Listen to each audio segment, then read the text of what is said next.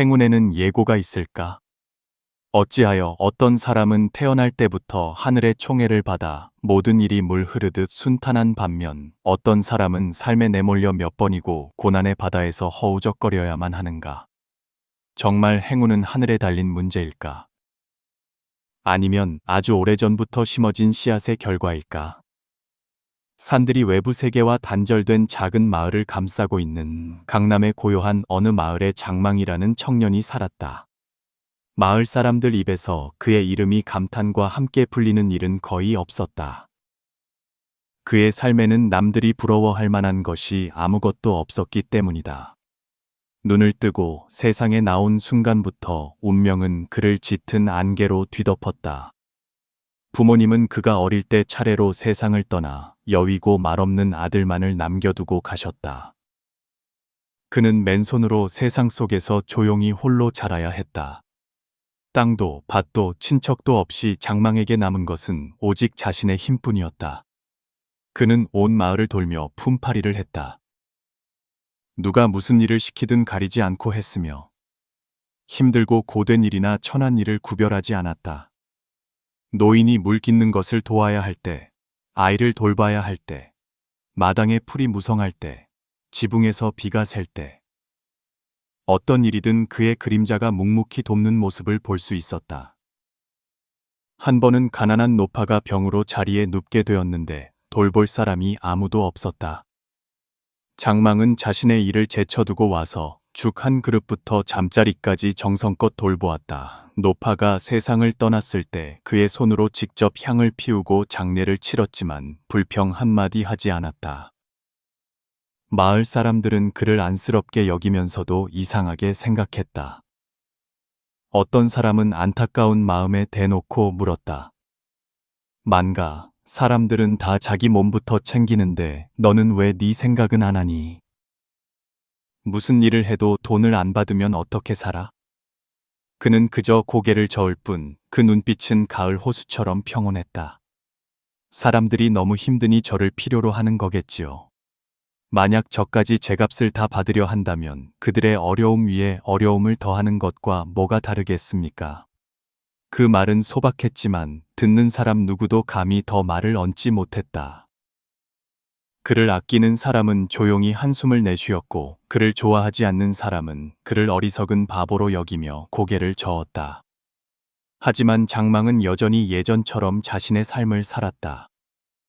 매일 남은 밥과 국물로 끼니를 때우고 대여섯 번은 꿰맨 옷을 입고 여전히 일찍 나가고 늦게 돌아오며 쉬지 않고 일했다. 어느 날은 비바람이 몰아쳐 아무도 길에 나오지 않았다. 하지만 사람들은 장망이 허리를 굽혀 가난한 과부의 집 지붕이 바람에 날아간 것을 다시 세워주는 모습을 보았다. 또 다른 날은 불같이 뜨거운 햇볕이 내리쬐었다.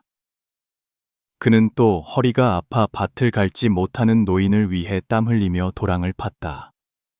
그러다 어느 날 그는 눈앞이 아찔할 정도로 굶주렸다. 나무 밑동에 기대 잠시 쉬어야만 했다. 배는 이틀 동안 아무것도 먹지 못한 듯 텅 비어 있었다.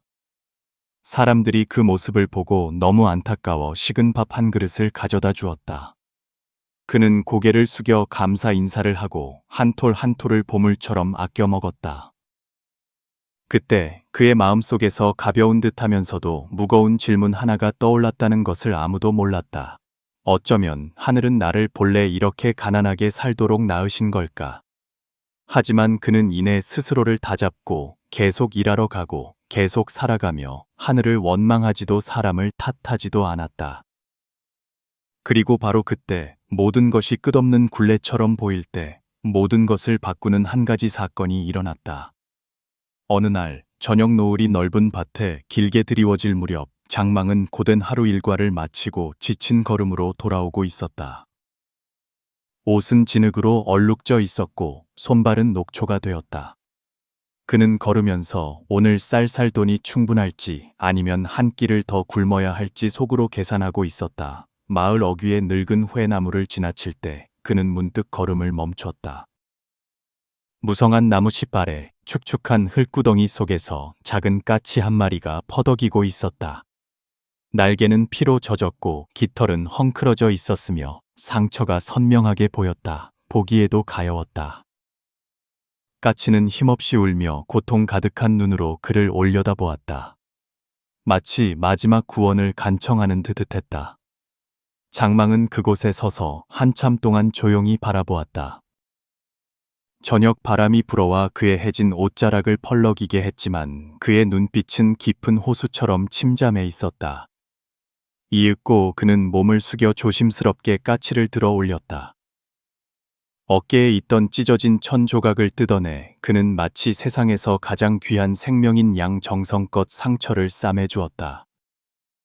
그는 별말 없이 마치 자조하듯 한마디를 나직이 중얼거렸다.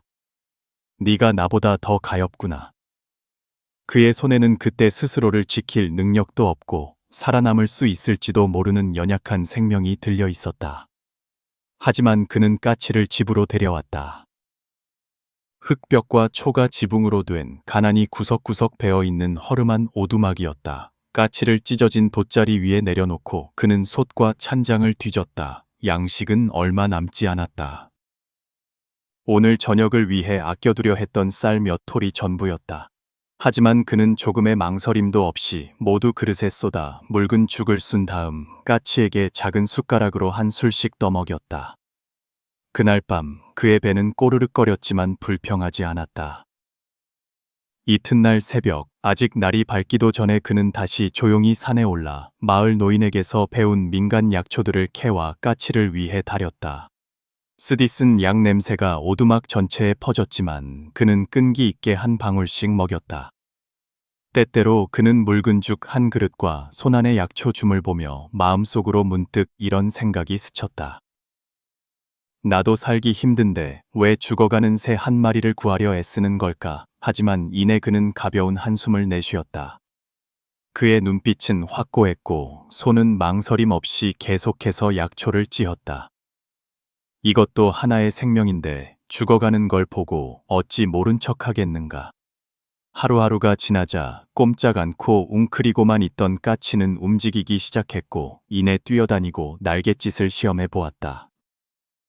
그리고 어느 맑은 아침, 아직 지붕 위에 안개가 걷히지 않았을 때 까치는 갑자기 날개를 펴고 날아올랐다. 까치는 오두막 지붕 주위를 몇 바퀴 돌며 감사 인사라도 하듯 맑은 소리로 몇 번 지저귀더니 저 멀리 깊은 숲속으로 사라졌다. 장망은 그 모습을 바라보며 고단한 얼굴에 미소를 지었다.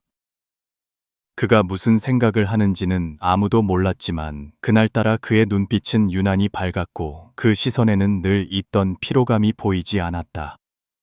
그는 까치를 구한 일에 어떤 보답도 기대하지 않았지만 마음속 깊은 곳에서는 아마 알고 있었을 것이다. 어떤 일들은 보답이 필요 없지만 운명 전체를 바꿀 수도 있다는 것을. 얼마 후 여름 햇살이 마을 어귀에 휘어진 대나무 끝에 쏟아지기 시작할 무렵 지팡이를 짚은 낯선 도사 한 명이 유랑하다 마을에 들렀다. 그는 말이 많지도 않았고 명성을 내세우지도 않았다.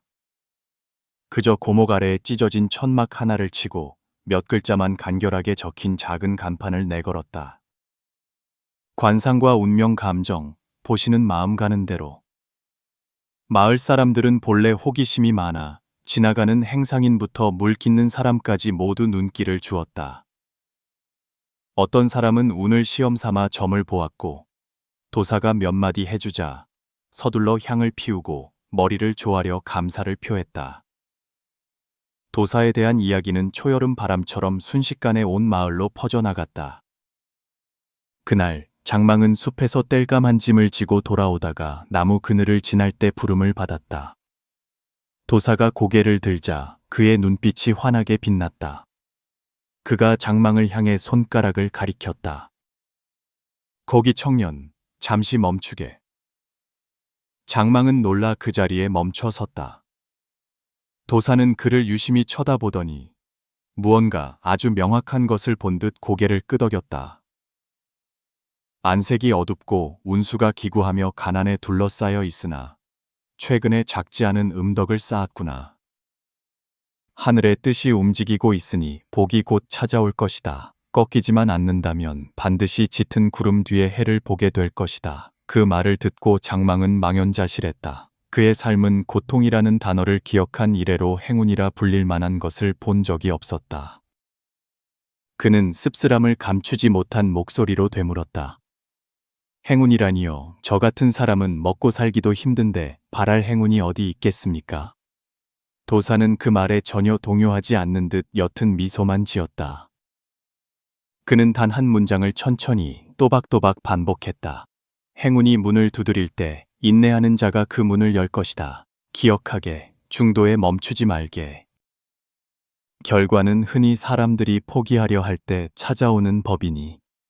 말을 마친 도사는 지팡이를 짚고 뒤도 돌아보지 않은 채 마치 온 적도 없었던 사람처럼 멀리 걸어갔다. 장망은 그곳에 오랫동안 서서 늙은 대나무 숲 뒤로 사라지는 그의 뒷모습을 바라보았다. 마음속은 온갖 생각으로 뒤섞여 있었다. 석 달도 채 지나지 않아 도사의 말은 문득 예언이 되었다. 끔찍한 가뭄이 덮쳐온 마을이 공영에 빠졌다. 햇볕은 땅을 갈라지게 할 만큼 뜨거웠고 연못은 바닥을 드러냈으며 논밭은 종이처럼 바싹 말라 타들어갔다. 한때 푸르렀던 들판은 이제 썩은 집더미만 남았고 나무들은 누렇게 시들어 잎이 우수수 떨어져 내렸다. 마치 지나간 시절이 추락하는 듯했다. 쌀값은 폭등했고 한 끼 식사는 모든 가정에 큰 부담이 되었다. 아이들은 굶주림에 울었고 노인들은 숨을 헐떡이며 누워 있었으며 건강한 사람들도 날마다 물을 찾기 위해 땅을 파고 풀잎을 따서 나무를 대신하느라 기진맥진했다. 장망의 유일한 작은 밭, 수년간의 노동 끝에 남은 마지막 재산도 이제는 늙은이의 피부처럼 갈라진 메마른 땅 한 떼기에 불과했다. 벼는 싹이 트자마자 죽었고 풀조차 자라려 하지 않았다. 그는 산에 올라 마른 나뭇가지를 캐고 산나무를 뜯어 풀잎 달인 물로 죽을 끓여 근근히 살아가는 수밖에 없었다. 어떤 밤에는 굶주림에 식은땀이 흐르고 손이 떨려 숟가락조차 제대로 쥘 수 없었다. 어떤 아침에는 산비탈에 오르자마자 눈앞이 캄캄해지며 마른 잎사귀 더미 위로 쓰러져 심장이 가늘게 뛰기도 했다. 그럴 때마다 그는 하늘을 올려다보며 더는 원망하지 않고 거의 절망에 가까운 목소리로 물었다. 나는 선하게 살았고 누구도 해치지 않았습니다. 그런데 어찌하여 하늘은 저를 이 막다른 길로 몰아넣으십니까? 아무도 그에게 대답해 주지 않았다. 높은 하늘은 여전히 푸르고 바람은 여전히 불었다. 굶주린 배와 마른 땅만이 현실이었다. 하지만 장망의 마음속에는 희미하게 남아 그 옛날 도사의 말이 지워지지 않은 흔적처럼 남아 있었다. 중돼 멈추지 말게, 결과는 흔히 사람들이 포기하려 할 때 찾아오는 법이니. 어느 뜨거운 전고, 살갗을 태울 듯 무더운 날씨였다. 장망은 언덕 비탈에서 허리를 굽히고 있었다. 손에는 나무로 직접 깎은 작은 호미를 들고 있었고 입은 바싹 마르고 위는 텅 비어 있었다. 그는 잡초 더미 속을 파헤치며 그날을 버틸 만한 야생 뿌리라도 남아있기를 바랐다. 땅은 돌처럼 단단했고 손은 물집으로 쓰라렸지만 그는 마치 자기 인생의 마지막 희망 한 조각을 뒤집는 것처럼 끈기 있게 흙덩이를 하나하나 뒤집었다. 갑자기 검붉은 흙더미 아래에서 이상한 빗줄기가 언뜻 보였다. 그는 멈칫했고 심장이 세차게 한 번 뛰었다. 흙을 옆으로 치우자 더 선명하게 보였다. 둥글고 마치 꿈속에서 막 걸어 나온 듯 반짝이는 무언가였다. 그는 그것을 집어들고 주변에 묻은 진흙을 깨끗이 닦아냈다. 그것은 순금으로 만든 그릇이었다. 금은 찬란하게 빛났고 바깥 가장자리에는 정교하게 벼이삭 문양이 새겨져 있어 마치 살아있는 듯 생생했다. 그의 손이 떨렸다. 마치 운명 전체를 손바닥에 쥔 듯한 느낌이었다. 잠시 정적이 흐른 뒤 그는 불쑥 내뱉었다. 설마 이것이 하늘이 말한 그 행운이란 말인가? 가슴이 두근거렸다. 그는 그릇에서 눈을 떼지 못했고 머릿속은 온갖 계산으로 들끓었다. 이 물건을 큰 시장에 내다 팔기만 하면 그 돈으로 1년 내내 편안하게 살 수 있을 터였다. 심지어 작은 가게를 하나 열어 인생을 바꾸는 것도 어렵지 않을 것이다. 하지만 그때 마치 누군가 귓가에 속삭이는 것처럼 그날 도사의 말이 선명하게 떠올랐다. 서두르지 말고 끝까지 인내하라. 그 말이 그를 멈칫하게 했다. 평생 선하게만 살아왔지 큰일을 도모해 본 적이 없었다. 하지만 이번에 잘못된 결정을 내린다면 하늘의 기회를 망쳐버리는 것은 아닐까? 행운은 단지 주기 위해서만 오는 것이 아니라 마음을 시험하기 위해서도 온다. 그는 언덕에 오랫동안 조용히 앉아 햇볕 아래 찬란하게 빛나는 그릇을 바라보다가 천천히 옷자락으로 그것을 감싸 집으로 가져와 아무도 생각지 못할 썩은 평상 밑에 깊숙이 숨겼다. 그는 팔지도 않았고 자랑하지도 않았다. 마음속으로 알고 있었다. 아직 때가 아니라는 것을. 불과 며칠 뒤 마치 하늘이 미리 정해놓은 듯 마을의 먼 곳에서 온 상인 무리가 도착했다. 그들은 부유한 사람들이었고 옷차림은 단정했으며 말은 신중하고 행동은 엄격했다. 그들 중 우두머리로 보이는 사람이 사방에 명확한 공고문을 붙였다. 가문 대대로 전해 내려오던 보물, 벽꽃 문양이 새겨진 금그릇 하나를 부주의로 잃어버렸습니다. 주운 분은 돌려주시면 후하게 살해하겠습니다. 여기까지 읽자 장망의 마음은 요동쳤다. 공고문의 글자 하나하나가 그의 심장을 곧장 때리는 듯했다. 의심의 여지 없이 그날의 그 그릇이었다. 하룻밤을 고민한 끝에 다음 날 아침 그는 그릇을 가지고 상인을 찾아갔다. 그가 천 보따리를 풀자마자 상인은 즉시 달려들어 떨리는 손으로 그릇을 들어 올렸다. 그의 눈시울이 붉어졌다. 바로 이것입니다. 이것은 우리 가문이 3대째 전해 내려온 갑오입니다. 젊은이는 우리 가족의 큰 은인입니다. 조금의 망설임도 없이 그는 즉시 무거운 은 주머니를 꺼내 50냥을 세어주고 큰 쌀 한 포대를 덧붙였다. 그는 그것이 감사의 마음이라며 장망이 더는 궁핍하게 살지 않기를 바라는 마음에서 받아달라고 말했다. 장망은 그 자리에 우두커니 서서 손에 쥐는 주머니를 바라보았다. 평생 이런 순간이 한 번도 없었던 것 같았다. 등은 땀으로 젖었지만 마음은 깃털처럼 가벼웠다. 목구멍에서 흐느낌이 터져 나왔다. 그의 눈이 흐려지며 눈물이 뺨을 타고 흘러내렸지만 그는 알지 못했다. 도사님이 틀리지 않았구나. 행운은 정말로 찾아왔다. 하지만 갑자기 온 것이 아니었다. 그것은 사람이 기다릴 만큼 충분한 인내심을 가졌을 때 비로소 문을 두드렸다. 장망은 손에 돈을 쥐었지만 마음은 조금도 흔들리지 않았고 벼락부자가 된 사람처럼 지나치게 기뻐하지도 않았다. 다음 날 그는 시장에 가지도 않았고 마을 청년들이 약간의 돈이 생기면 의뢰 그랬듯 술집에 가지도 않았다.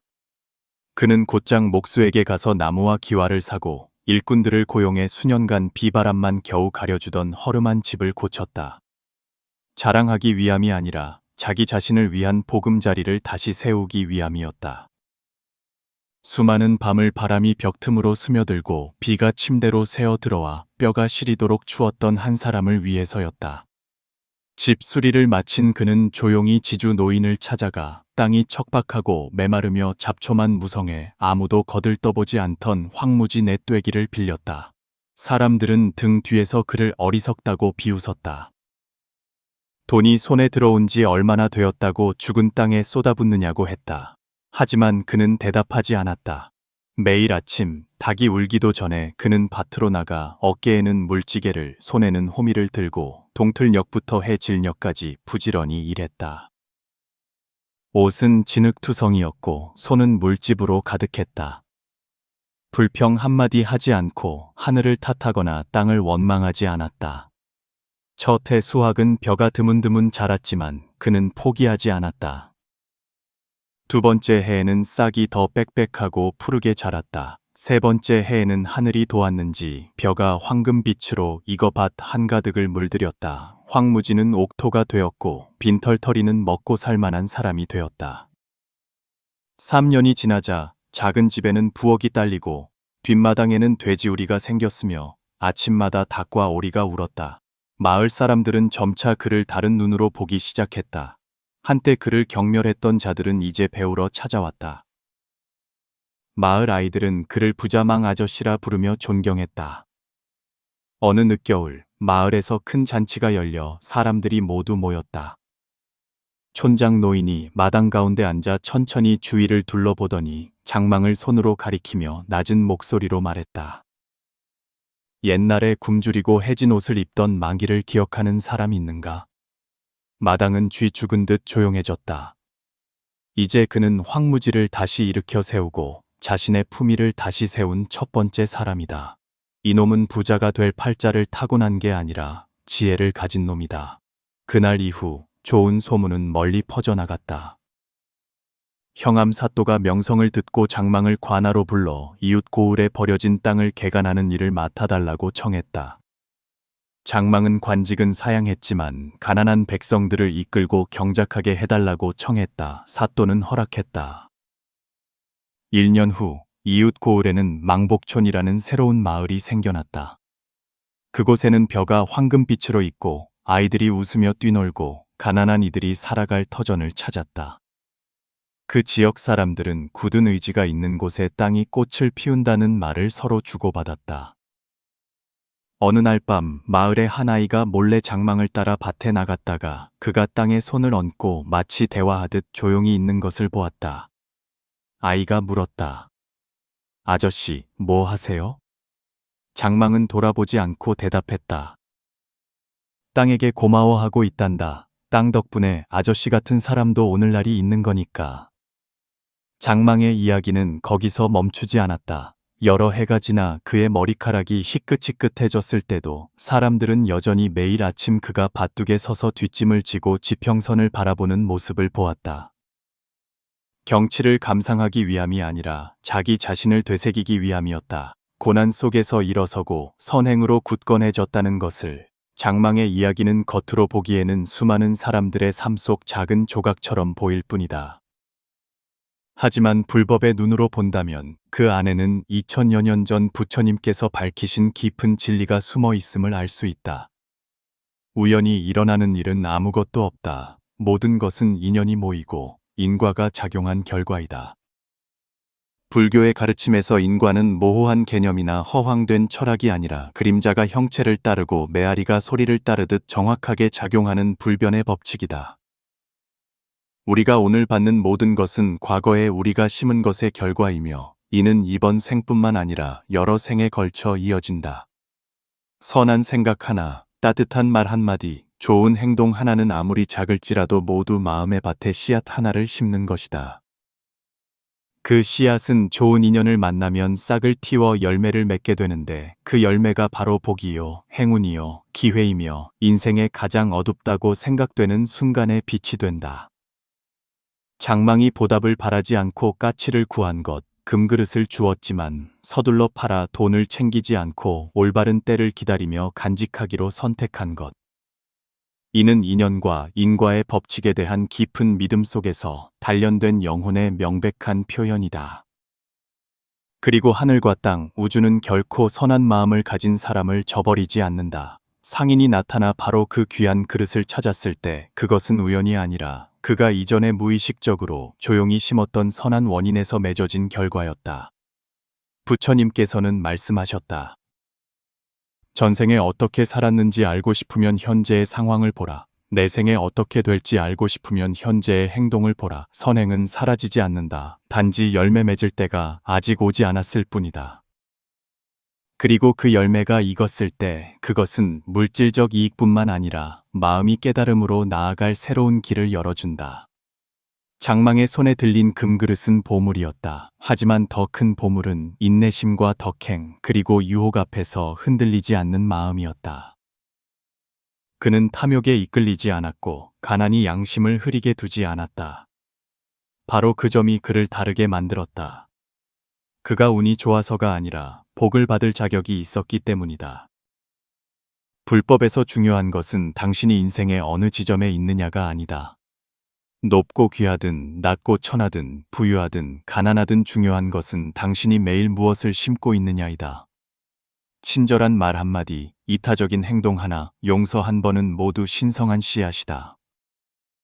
그것들은 사라지지 않고 마치 보름달처럼 밤이 왔을 때 조용히 세상을 비출 것이다. 행운은 신이 무작위로 내려주는 선물이 아니다. 그것은 진심으로 물을 주고 믿음으로 돌보며 끈기로 수확한 선의 싹에서 피어나는 꽃이다. 믿음이 있는 사람은 너무 빠르거나 이른 것을 바라지 않는다. 제때에 오는 것이야말로 진정한 선물임을 알기 때문이다. 장망의 이야기는 또한 불교의 삼업, 즉 신, 구, 의를 상기시킨다.